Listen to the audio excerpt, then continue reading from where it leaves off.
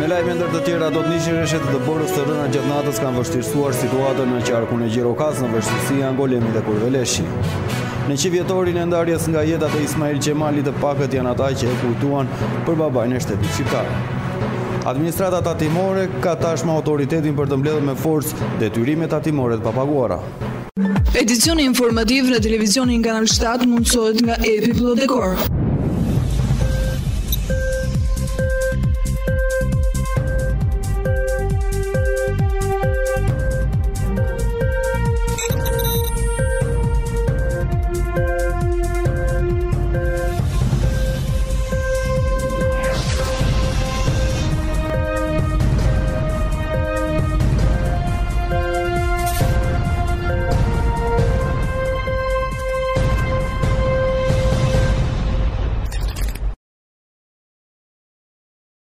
Ju përshëndes të nderuar teleshikues televizion Kanal 7 jemi në edicionin informativ.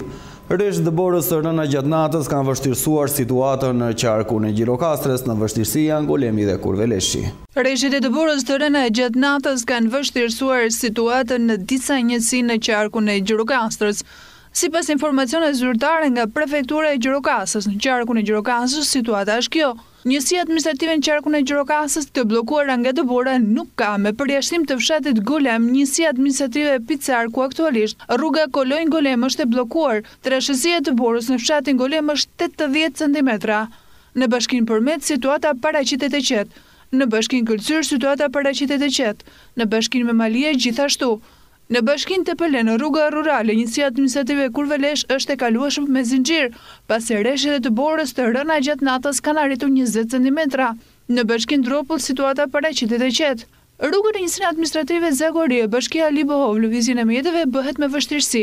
Furnizimi me energji elektrike bëhet normalisht në të gjitha njësitë e qarkut Gjirokaster. Ujësjellësat kanë furnizuar normalisht me ujë të pishëm. Procesi mësimor zhvillohet normalisht në gjitha institucionet arsimore të qarkut Gjirokaster, përjashtuar njësinë administrative Kurvelesh, ku procesi mësimor nis me vonesë për shkak të qarkullimit të mjeteve me vështirësi. Ndërkohë në monitorim janë dhe prurjet e lumit vjosa në nivelin 2.2 metra. Gjithashtu, njoftohet se rrugët nacionale janë të gjitha të hapura.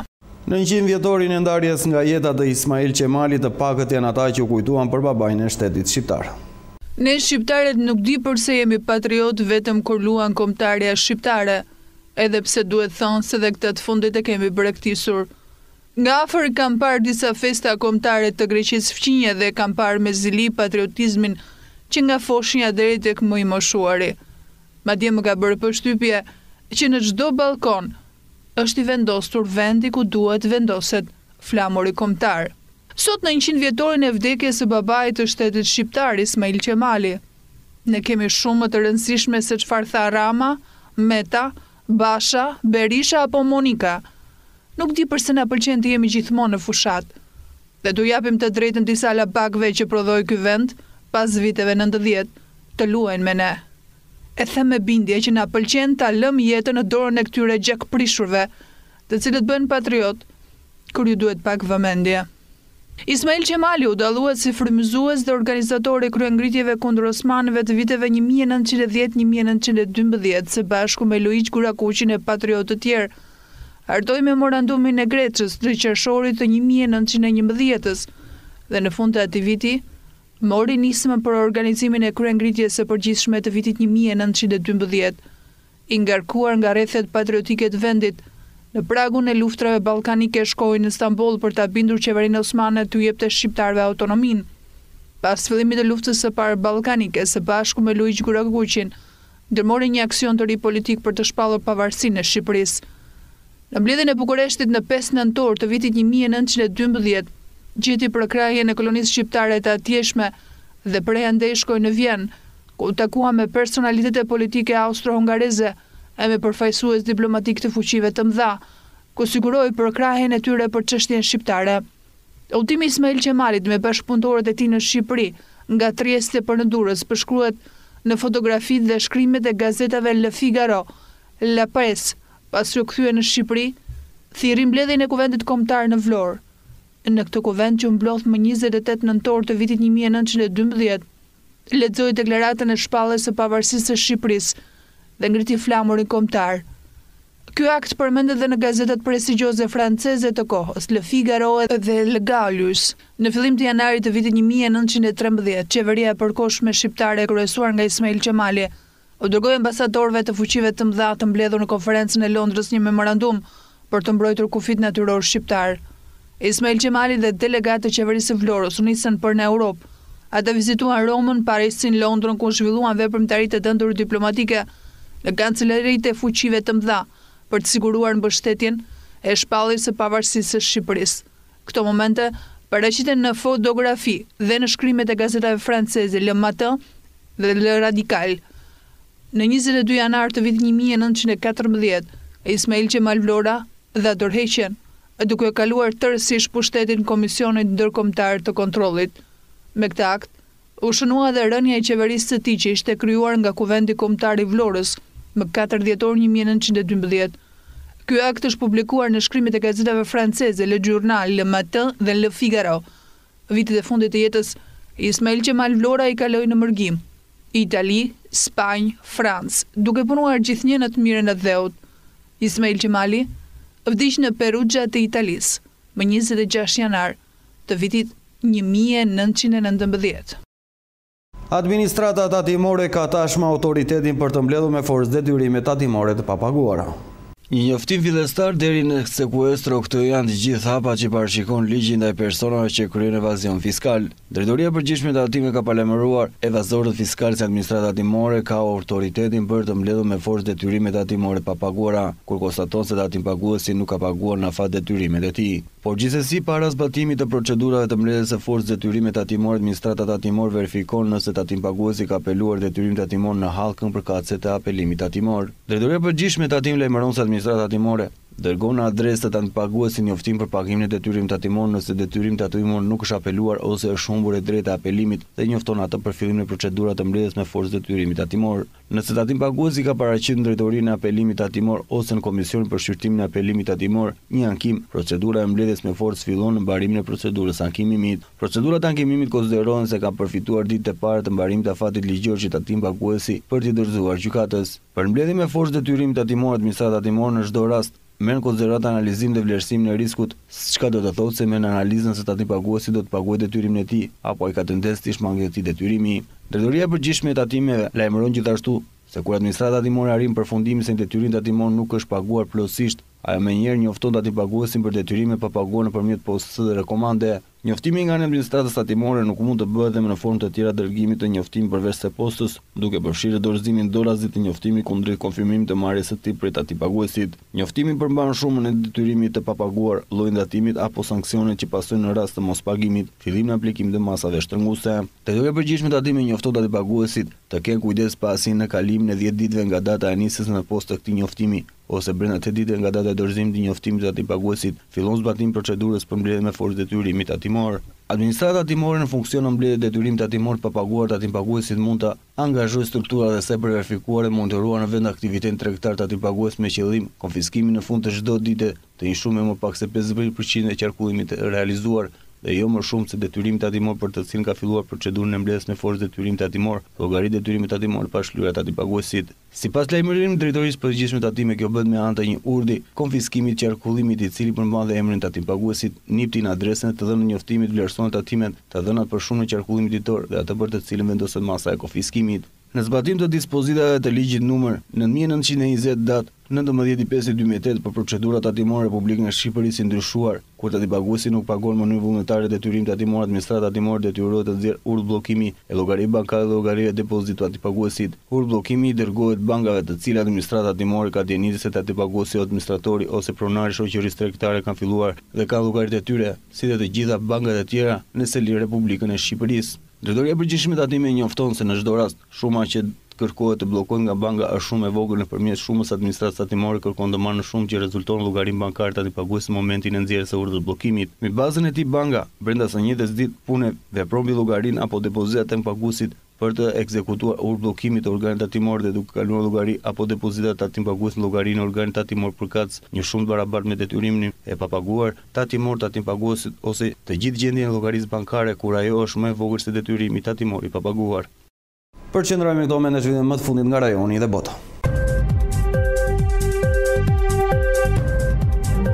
mijëra venezuelanë dolën në rrugët e kryeqytetit Caracas për të protestuar në përpjekjet e tyre të vazhdueshme për rrëzimin e qeverisë së president Nicolas Maduro. Vetë pak përpara zhvillimit të një proteste nga opozita ku lideri i saj shpall veten si president detyri Venezuelës, është raportuar për 4 persona të vdekur pas përplasjen protestues polici. Maduro betua për një mandat të dytë në fillim të janar pas zgjedhjeve që u cilësuan si të turshme nga shumica e komunitetit ndërkombëtar. Por Venezuela ka disa vite që ndodhet në rënje të lirë ekonomike që kur drejtimin e vendit mori Maduro pas vdekjes së Hugo Chavez. Hiperinflacioni dhe mungesa e ushqimeve të shportës bazë, por dhe me mjeteve të tjera domosdoshme kanë detyruar miliona venezuelianë të ikin nga vendi. Të mërkurën presidenti amerikan Donald Trump njohu zyrtarisht kreun opozitës venezueliane Juan Guaido si presidenti i përkohshëm të vendit, një veprim që pasua menjëherë nga qeveria e Perus-Qinje, që ka mbajtur një barë të rënd të refugjat nga Venezuela. Por në dalë nga selia e presidentës në Caracas, Maduro u shfaq sfidues dhe duke ndërprer lidhje diplomatike me atë që quajti qeverinë imperialiste të Shtetit të Bashkuara, duke thënë 72 orë kohë afatit, stafi diplomatik amerikan të largohet nga vendi.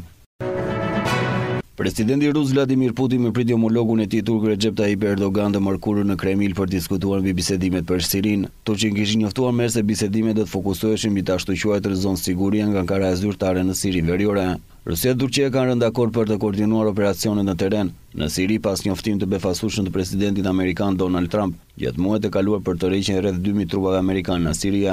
Në nisje takimit të tyre në Kreml, Putin u referuar Erdogan me fjalën i dashur mik, teksa sipas vendimeve të tyre, punojësit bashkërisht për çështjet e sigurisë rajonale e po ashtu bashkëveprojnë aktivisht në Siri. Erdogan përdor të njëjtë shpresë vlerësuese për Putin, siç referohet në komente përkthyer nga shtypi rus, e tha se solidariteti i tyre ishte një kontribut me pesh në sigurinë e rajonit. Retorika e ngrohtë seri pavarësisht faktit se dy udhëheqësit të fjalë mbështesin palë të kundërta në konfliktin e Sirisë. Rusia afron mbështetjen e qënishme ndaj qeverisë siriane, ndërsa Turqia ka mbështetur grupet rebele që luftuan forcat besnike të president Bashar al-Assad. E pavarësisht gjithçkaje, ata tani ka punuar bashkërisht për të gjetur një zgjedhje politike ndaj konfliktit 7 vjeçar. Turqia mirëpriti të rreqjen e planifikuar të Washington në Siria, por dhe ardhmën e milicive kurde të mbështetur nga SBA-t konsideruar si terrorist nga Ankara, kanë tensionuar disi marrëdhënie me dy salatëve të NATO-s. Erdogan tha të hënën se do diskutonte me Putin krimin e zonës sigurisë së kontrolluar nga Turqia në Serinë Veriore, siç kishte sugjeruar presidenti Trump. Kurdët aleatë më të efektshëm të Amerikës në luftën kundër militantëve të Shtetit Islamik, të cilë kontrollojnë një herëzi pjesën më të madhe të veriut Sirisë, e ka refuzuar këtë ide me frikën se ofensiv turke në territorin kontrolluar prej tyre. Moska mbështet prej kohësh Asadin, pritet ta kundërshtoj planin me ministrin e jashtëm rus Sergej Lavrov, që tha se javën e kaluar se Damasku duhet të marrë kontroll në veriut të vendit. Julia Timoshenko njofton se do të kandidojë në garën për presidente të vendit në zgjedhjet e marsit. Timoshenko, e cila ka qeverisur Ukrainë nga viti 2005 deri në vitin 2010, akuzoi udhëheqjen aktuale si përgjegjëse për pagat e ulta dhe zjarrin e konfliktit në lindje të vendit. Ajo përshkroi Ukrainën si shteti më të varfër të Europës dhe një nga më të korruptuarit në botë. Anketimet e fundit vendosin Timoshenko para president aktual Petro Poroshenko. Julia Timoshenko kandidoi për presidente në vitin 2010. Mirë po humbi nga rivali i saj Viktor Yanukovych, i cili la postin pas protestave masive që kërkonin lidhjen më të afta me perëndimin. Kur Yanukovych ishte në pushtet, Julia Timoshenko dënuar me 7 vite burg për korrupsion.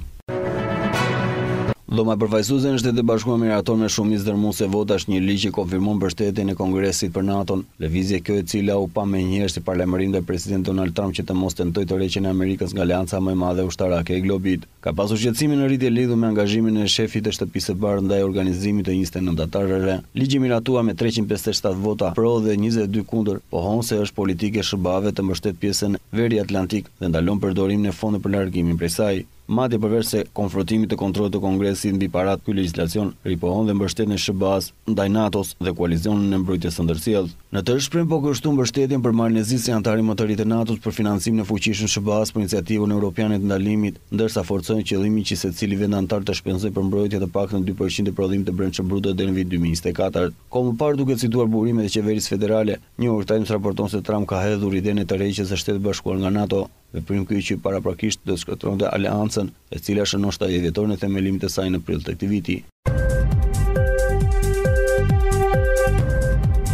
Duke në pas zhvillimin nga rajon dhe bota, përqendrohemi sërish me informacionet në vend. Mesdhësori serb Miloslavi nuk ka pranuar uljen e rrogës dhe është larguar nga luftëtari. Tavo deklaron se do të kalojë në gjyq. Angelo Sandi është fantazisti grek me nënshtetësi jordaneze që pritet të firmos me luftëtarin. Ashtu si ishte palajmëruar, bisedimi me fushorit janë në fazë të avancuar dhe gjasat janë që deri në fund të javës të zyrtarizohet.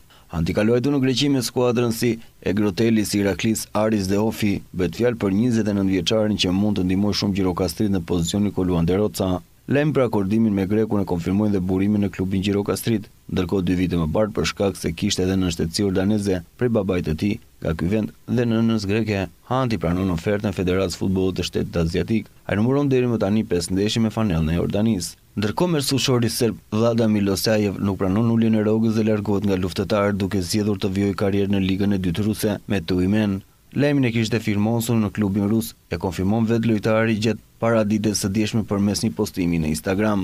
Prej ditës se drejtuesi i luftarit e kishte bërë të qashë serbit se për shkak të rrogës së lartë që kishte dhe fakt se nuk kishte bërë diferencë nga grupi aktual në pjesën e parë të sezonit, pranonte një reduktim të pagës, por me sa duket mesfushorit priti 20 ditë pasi gjeti skuadrës zyrtarizoi largimin nga skuadra e luftëtarit. Mirëpo me klubin Gjirokastrit bëhet e ditë se serbi ka bërë me kokën me vet dhe tashmë pret një gjobë majme. Ndërkohë presidenti Tavos sqaron për çështjen Milosjave se është larguar nga luftari me kokën e tij dhe për këtë do të ketë sanksione, pra do të gjobitet. Ai pretendon se s'ka marrë 3 rroga, por këto janë të dokumentuara në bank. Ne do të hapim në gjyq për lojtarin, pasi nuk ka respektuar kontratën. Në këto kurte do të penalizohet, u shprehmotej presidenti i klubit Gjirokastrit. Çështja shumë përfolur dhe më e rëndësishme për këtë sezon të luftëtarit ajo problem financiare tashmë sipas president Tavos kapitulli mbyllur. Luftëtari ka një grup lojtarë që quhen bashkë prej 3 deri në 4 sezonesh. Ata dhe vetë janë të ndërgjegjës se çdo detyrim i shlyer dhe do të vazhdojnë të shlyen me qindarkën e fundit. Rrogat e lojtarëve janë të gjitha në bankë dhe për këtë fakt janë të bindur të gjithë. Futbollistë janë një e vjetër me një ritje dhe s'kan pasur gjithnjë prioritet për të menduar për rrogat, por kanë dhënë maksimum në fushë nga çdo kundërshtari.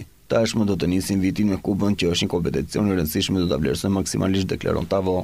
Presidenti luftar konfirmon se shumë shpejt klubi do të zyrtarizojë afrimin e 3 lojtarëve cilësor. Eksperiencia e hedhur në merkatin e verës na ka bërë që tregojmë të matur në janar. Zot do dëshirojmë të prisim gabimet e së shkuara dhe si staf jemi duke hedhur hapa të qetë. Në skuadrën ndoshta që nesër do të afrohen 3 lojtarë cilësor. Do të rikthejmë dhe portieri Ilija Meklas, me të cilin kemi nënshkruar kontratën që në merkatin e verës. Portieri ka lënë pas dëmtimit dhe është i gatshëm tashmë.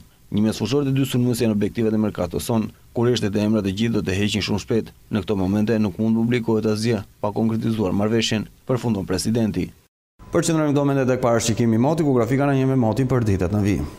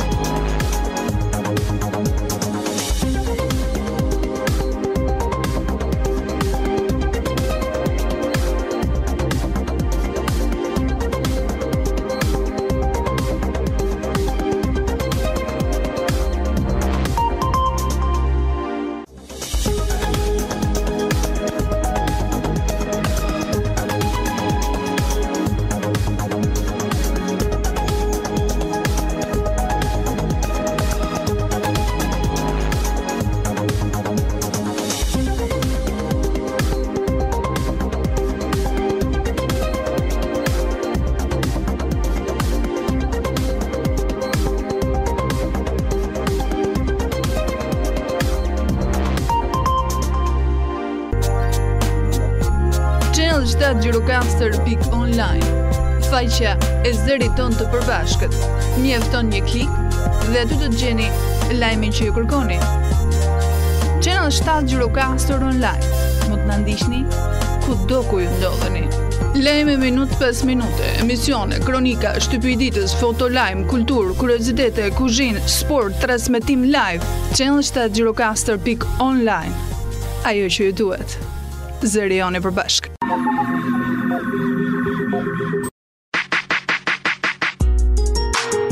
Me parashikimin e motit përfundojmë këtë edicion informativ. Unë lë shoqërinë e programit në vijim bashkë. Mirupafshim.